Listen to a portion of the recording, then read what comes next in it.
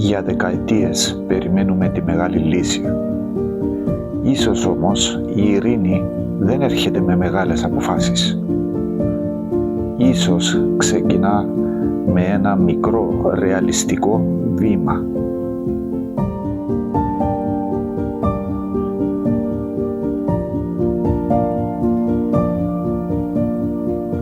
Η Αμόχωστος θα μπορούσε να γίνει μια πιλωτική ζώνη συνύπαρξης.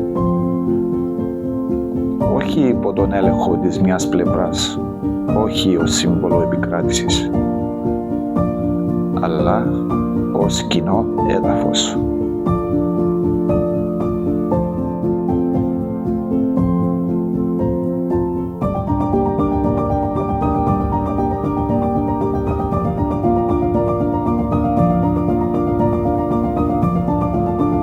Χωρίς στρατιωτική παρουσία, χωρίς σημαίες, με κοινή διοίκηση, με διεθνή διαφάνεια, με συμμετοχή και των δύο κοινοτήτων.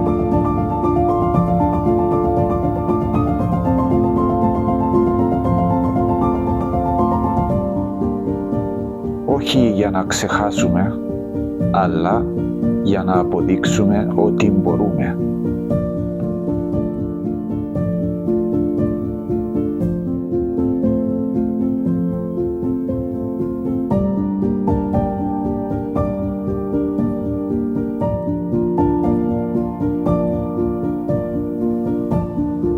Η ειρήνη δεν χρειάζεται να είναι θεωρία. Μπορεί να είναι πράξη. Και κάθε πράξη ξεκινά από έναν τόπο.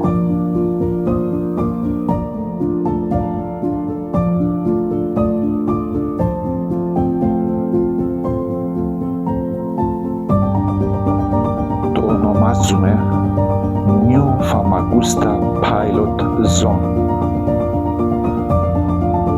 Μια ρεαλιστική, πιλωτική και τολμηρή αρχή. Όχι για να λύσουμε τα πάντα, αλλά για να ξεκινήσουμε από κάπου.